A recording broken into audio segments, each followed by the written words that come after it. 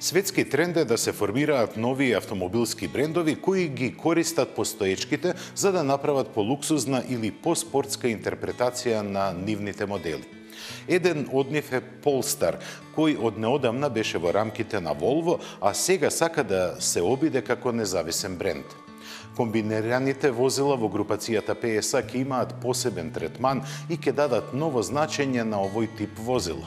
Приказката започнува со новиот Citroen Berlingo, ќе продолжи со Peugeot Partner, а ќе се заокружи со Opel Combo. На пазарот пристигна новата кацига, која на моторциклистите ќе им овозможи да ги имаат поволностите како возачите на луксузни автомобили, а баварците, иако немаат море, се наметнуваат со своите луксузни катамарани. Ја тестиравме новата Ford Fiesta. Ова е дел од содржините на денешниот автомагазин, што е добра причина да останете со нас.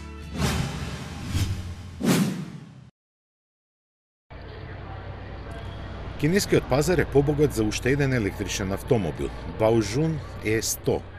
Но, за разлика од другите, зад неговото име стои моќниот General Motors. Се работи за градско возило со електромотор од 29 kW и автономија од 155 km. Во каросеријата долга 2,5 метри има место за двајца патници, а за полнење на батериите се потребни повеќе од 7 часа.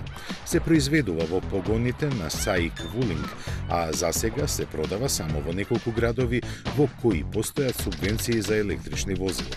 Цената со нив му изнесува сосема прифатливи $5,600, заради што владее голем интерес за него.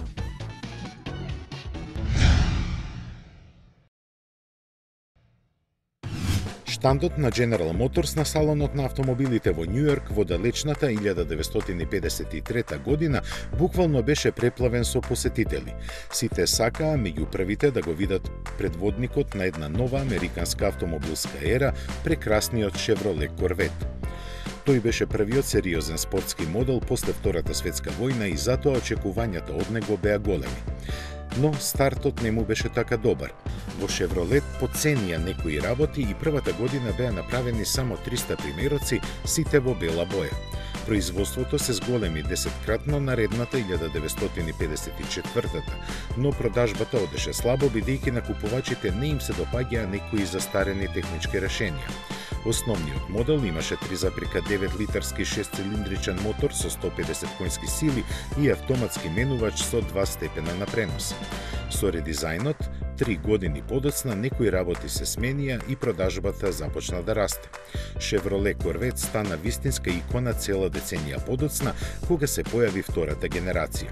Сега, после точно 65 години, може слободно да кажеме дека овој модел со големи букви се запиша во автомобилската историја.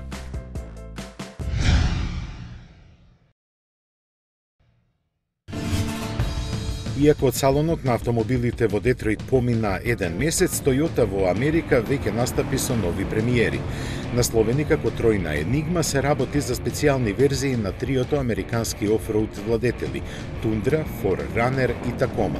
Називот TRD, кој е кратенка од Toyota Racing Development, доволно кажува за нивниот карактер. Обединети под него сите три модели имаат нагласени теренски карактеристики. Добиени се главно со унапредување на системот за ослонување со специјално изработени амортизери со повеќе кратни зони на пригушување. Клиренсот им е зголемен од прилика за 5 см, што со големите 18-инчни тркала со груби пневматици го нагласува нивниот непокорлив карактер. Освен помасивниот изглед добиен со тоа, дизајнерски од нормалните верзии се разликуваат и со LED светлата, профилираната хауба и поагресивната маска. Во внатрешноста не е многу чепкано, а погонската механика е иста, бидејќи во Toyota се уверени дека таа е доволно робусна за сите предизвици.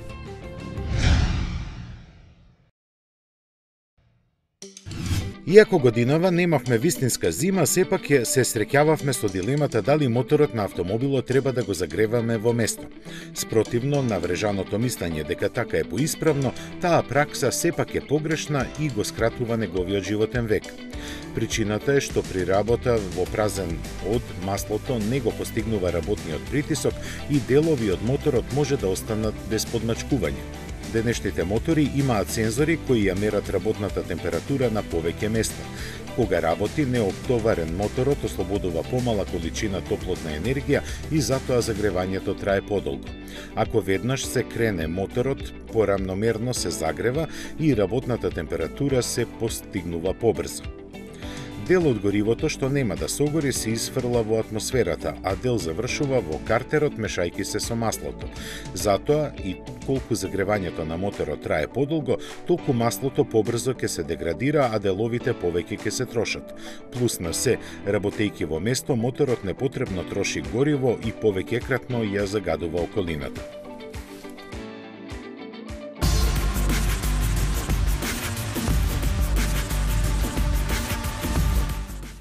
Автоматска клима, алуфелни, темпомат, попуст до понуда. Открите го Ford Focus сега со попуст од 4000 евра и со многу опрема. До понуда, Ford Go Further. А тука е Ford Kuga дизел за само 19.990 евра.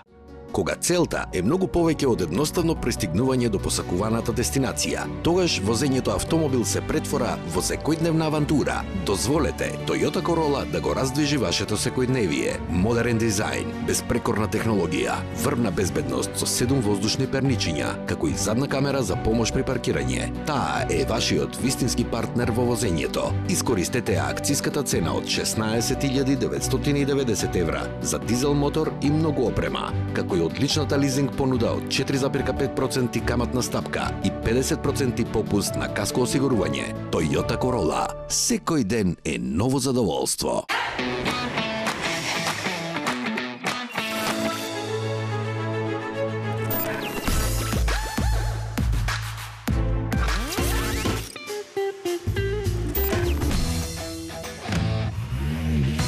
Едноставно до нов автомобил. Со Шпарка се лизинг.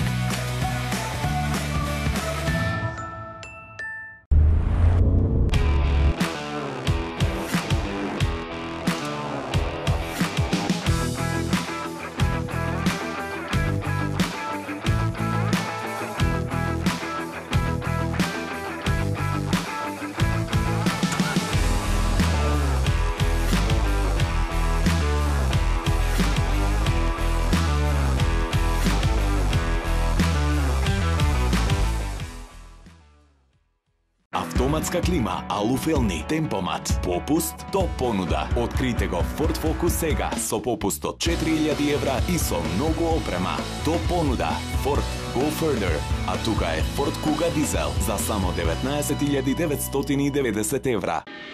Кога не си веќе дете, или кога твоето дете ќе тргне по својот пат. Тоа е времето кога можеш да живееш како што сакаш. Тоа е времето кога можеш да ја слушаш твојата музика гласно. Или да експериментираш со себе, без да се плашиш, да се изволкаш. Време е да живееш по своите правила. Новото Kia Rio. Твое време, твои правила.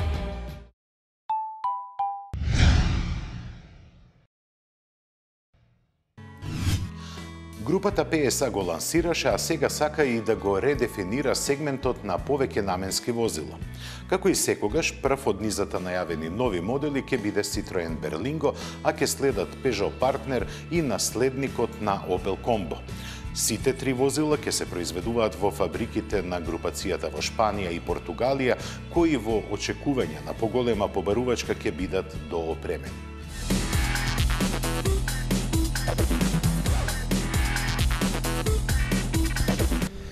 Освен визуелно, моделите на трите марки ќе се разликуваат и по пазарното позиционирање. Заедничка ќе им биде механиката базирана на модуларната EMR2 платформа, што ја имаат бројни модели од групата. Од PSA се убедени дека нивните возила ќе постават нови стандарди во класата во поглед на економичноста, безбедноста и комфорот. Дека на вистина ќе биде така, најавува и првиот од тројцата француско-германски мускетари, мултиспейс верзијата на Берлинго.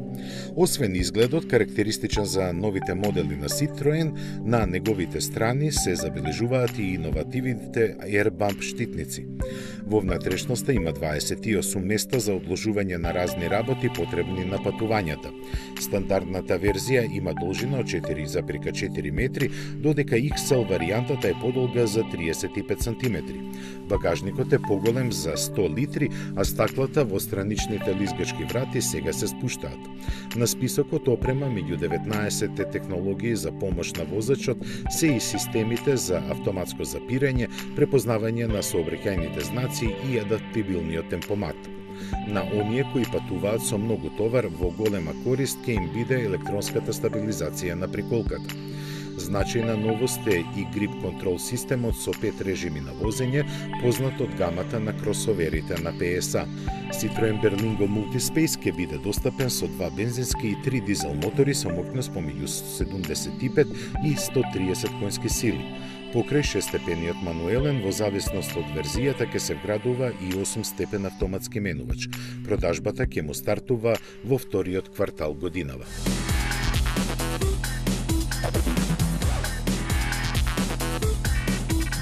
Се уште во фаза на одвојување од Volvo и со фабрика која се гради, Polestar ги зголеми своите амбиции. Според зборовите на шефот на компанијата Томас Ингелнат, првичните планови за производство од 500 возила годишно ќе бидат двојно зголемени. Тој истакна дека досега повеќе од 5000 луѓе изразиле интерес за ова прекрасно купе, иако почетокот на испораките се очекува дури на средината на идната 2019 година. Не му е позната ни цената, која се проценува дека ќе изнесува помеѓу 130 и 150 илјади евра. Преднарачките за него ќе започнат да се примаат по салонот во Женева исклучиво преку интернет. Интересно е и тоа што возилото практично нема да се продава, туку собствениците ќе се претплатуваат на него на 2 и 3 годишен период на користење. Polestar 1, како што му е знаката, е плагин хибриден автомобил со 600 конски сили и електрична автономија од 150 км. Направен е на основа на Volvo S90, но со значително поинаков дизајн кој дискретно потсетува на шведската концепт купе студија од 2013-та. Со голема количина јагленородни влакна употребени во конструкцијата, дели само околу половина од деловите на донаторот. Должината му изнесува 4,5 метри, а ќе биде опремен и со електронски контролирано ослонување, кое константно ќе се прилагодува на условите на патот. Polestar планира проширување на понудата уште со компактен седан и кросовер, кои ќе бидат означени со броевите 2 и 3.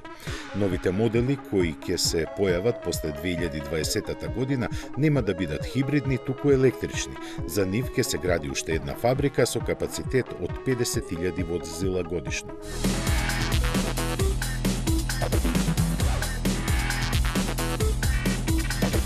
После цела година неизвестност, од Opel официјално стигна соопштение дека новата генерација на Corsa ќе пристигне во 2019-та, а една година потоа и нејзината електрична верзија. Потврдено е и дека овој модел и понатаму ќе се произведува на истото место, во фабриката на Opel во Сарагоса. Неизвестноста околу иднината на Corsa произлезе од преминувањето на Opel под контрола на PSA групата, пошто французите веднаш го прекинаа нејзиниот развој кој беше на самиот почеток. Причината беа технологиите на General Motors, кои PSA сакаше да ги замени со своји.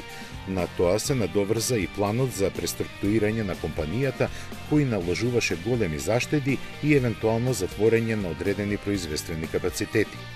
Меѓу другите на удар се најдоа токму шпанските погони на Opel, на што нормално работниците се спротивставија. Откако беше постигнат договор со синдикатот, патот на новите инвестиции потребни за воведување на овој модел во производство се ослободени. Во оваа фабрика уште се произведуваат и Moka X, Crossland X и Citroen C3 Aircross. Какво ќе биде новото руво на Corsa не е познато. Овој модел сега е најдобро продаван на Opel и минатата година на него се одлучија 230.000 купувачи. Неговата електрична верзија е доста значајна за иднината на марката, која од 2024 година ќе ги електрифицира сите своји модели. После Corsa се очекуваат уште 5 модели на Opel со француски гени. Сегашната генерација на популарниот субкомпакт има платформа која потекнува од заедничкото време на General Motors и Fiat, чии 5 изведени верзии во моментов се основа за дури 15 модели на Opel, Fiat, Alfa Romeo и Jeep.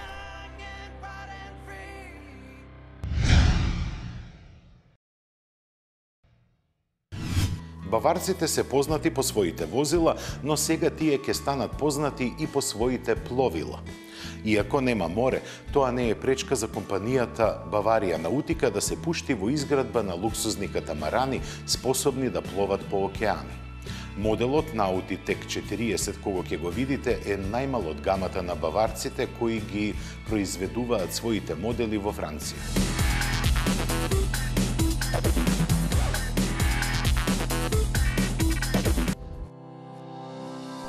За вистинските љубители на наутиката, зимската сезона не постои. Тие, следејќи ја својата страст, едноставно ќе отпатуваат во некои потопли води. Затоа ќе им треба и соодветно пловило, како што е, на пример, Баварија Nauti Tech 40. Овој катамаран со должина од 12 метри е способен да го помине Атлантикот без при тоа да бара откажување од комфорот во самото патување. Суштински се разликува од сличните по тоа што е опремен повеќе како луксузна јахта, отколку како владетел на океанските широчини. Надградбата е поделена во кабини, чии прозорци обезбедуваат дневна светлина во количина доволна за уживање во секој момент од крстасувањето. И кокпитот е опремен со голем прозорец кој пружа целосен поглед на океанот околу него. Во салонот за дневен престој се забележува удобен тросет, а за оние кои не сакаат да останат без контакт со канцеларијата, има и биро за извршување на бизнис обврските. Тоалетот и кујната со шпорет, рерна и лавабо ја дообликуваат симбиозата на двата спротиставени наутички концепта, оној на возбудата во крстосувањето на морските бранови и оној на уживањето во пловењето по нив. Вниманието на деталите и целокупниот дизајн сепак натежнуваат на страната на луксузот, заради што и овој катамаран е еден од најпродаваните. Од истата причина поседува и моќен систем за климатизација и грејење. Достапен е во верзии со 3 и 4 кабини и опремен е со најсовремената поморска технологија за прекоокеански крстосувања. Главното едро има површина од 62 квадратни метра, а за деновите без ветер се задолжени двата помошни мотори од по 20 конски сили. Треба да се спомене и дека Nauti Tech 40 е најмал во гамата на оваа германска компанија, која своите катамарани ги произведува во Франција.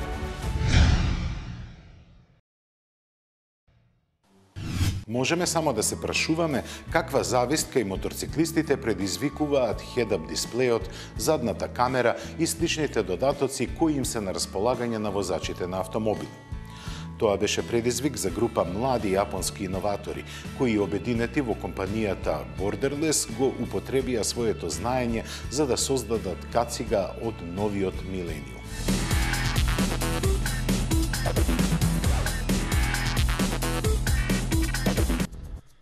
Наречена Cross Helmet X1, оваа кацига во себе има вградено додатоци кои го премостуваат јазот меѓу технолошкиот развој на автомобилите и моторциклите. Споменатиот head-up дисплеј е еден од нив. Изведен е во облик на две транспарентни екранчиња поставени над очите на возачот и може да се преклопи ако не се користи. Освен податоците од системот за навигација, временската прогноза и слично, значајно е што тој во видното поле на моторциклистот ја проектира сликата од камерата поставена на задниот дел од кацигата. Со тоа се обезбедува прегледност практично од 360 степени без слепи агли. Cross Helmet X1 располага и со контрола на амбиенталниот звук и бучавата што продира во неа, со што се намалува одвлекувањето на вниманието на моторциклистот. Визирот е монохроматски и неговата затемнетост зависи од интензитетот на светлата, а кацигата на двете надворешни страни има вградено безбедносни LED светла во повеќе бои. Сето ова многу значи за безбедноста, но не е заборавен ниту комфорот во возењето. Оваа умна кацига е опремена со Bluetooth конекција, со која е овозможено слушање музика, телефонски повици, па и групни разговори со другите моторциклисти со кои заедно се патува. Мислено е и на ергономијата и функциите за кои зборувавме, се контролираат со еден допир на полето на низината десна страна. За сета оваа напредна технологија стои микрокомпјутер со 8 гигабајти меморија, чија батерија издржува 6 до 8 часа работа. Кацигата со се што е вградено во неа тежи 1,8 килограми, а во предпродажба чини $1,600. Тимот на Borderless ја развиваше 5 години, а првите испораки се предвидени есенва.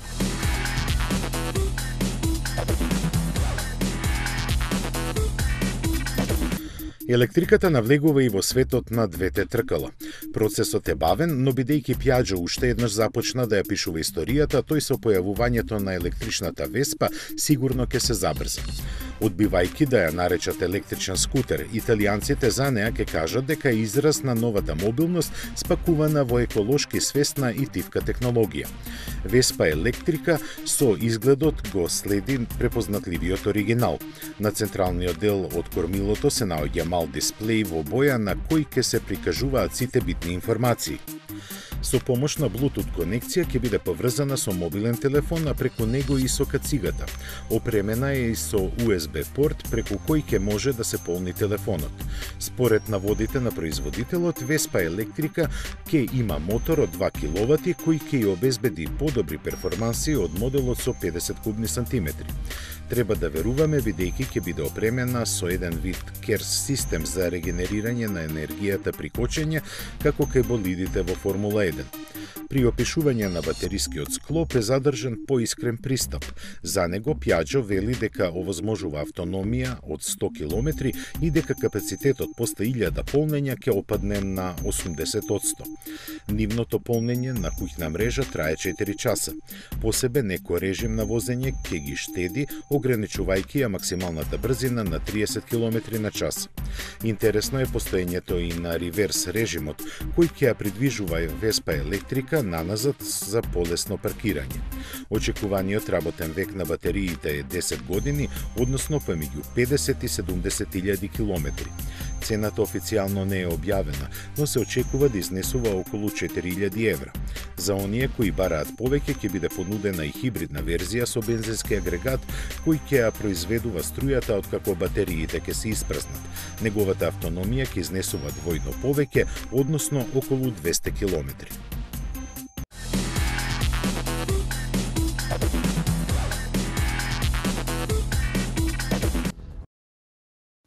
42 години производство и продадени повеќе од 17 милиони примероци.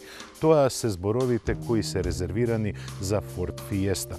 Инаку производителот со Fiesta има големи планови и сака да остане во класата на оние мејнстрим, така наречени производители. Мејнстрим производители кои гледаат да стават апостроф на квалитетот и на класичниот изглед. Ако гледате Fiesta однапред, нема многу големи поместувања во однос на претходната.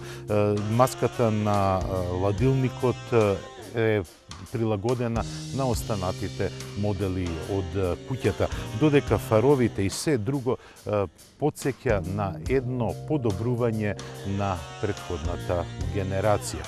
А што се однесува до задниот дел, тука се направени поголеми промени, бидејќи на претходната генерација стоп светлата беа вертикални, сега се хоризонтални. Со тоа Форд покажува дека се уште е поборник на класичниот пристап во дизајнот.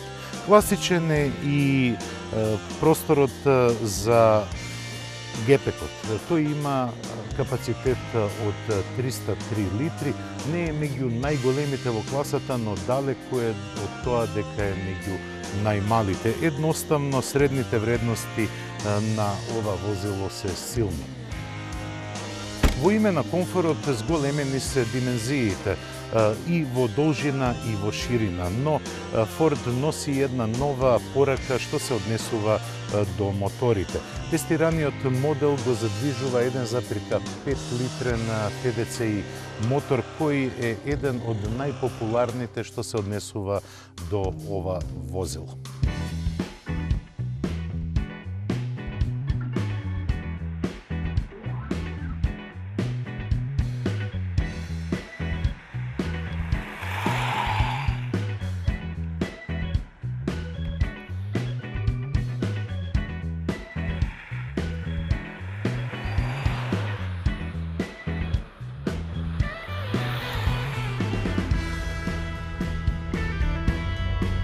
Во внатрешноста Фиеста нуди нешто повеќе простор во однос на претходната генерација, но и идејата на внатрешниот дизајн е сосема поинаква. Сите инструменти, дури и манипулатори имаат помодерна нота, но сепак целата внатрешност делува многу класично. Дел од модерните остварувања е големиот дисплеј кој го имаме на централната конзола. Тој не е ништо ново ниту во класата, ниту во автомобилската индустрија, но сепак за пофалба е неговата големина и неговата прегледност. Она што секогаш ми се допаѓало и ме одушевувало кај Форд се возните својства. Без оглед дали се работи за најмалиот или најголемиот автомобил од производителот. Фиеста секогаш била со спортски манири и имала спортски изведби, но не значи дека и оние во наводници, кажано цивилните, не се за пофалба што се однесува за возните својства.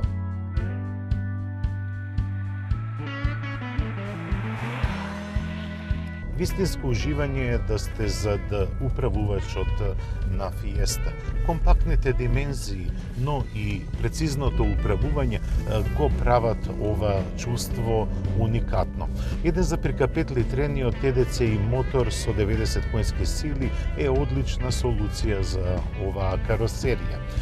Неговата сила одлично се пренесува преку 6-степениот менувач, па така можете да ја возите Фиестата споро во висок пренос на менувачот или пак можете да ја возите на низок пренос на менувачот, но доста поагресивно.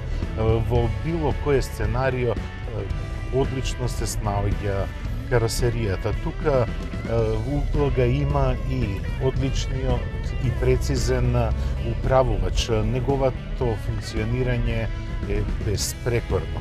Она што е типично за дизелите е малку погласното работење, па во кабината на Фиеста продира звукот на моторот, но тоа не е за осуда, бидејќи тоновите кои се пренесуваат во кабината се пристојни, резонантни и не ви прават нервоза. Но поголемиот број на купувачи на овој автомобил нема да го вози агресивно. Императив кај дизелите секогаш била економичноста. Па така и овој мотор се однесува. Неговата просечна потрошувачка е 5,5 литри на изминати 100 километри, што е вистинска вредност што се однесува до економичноста.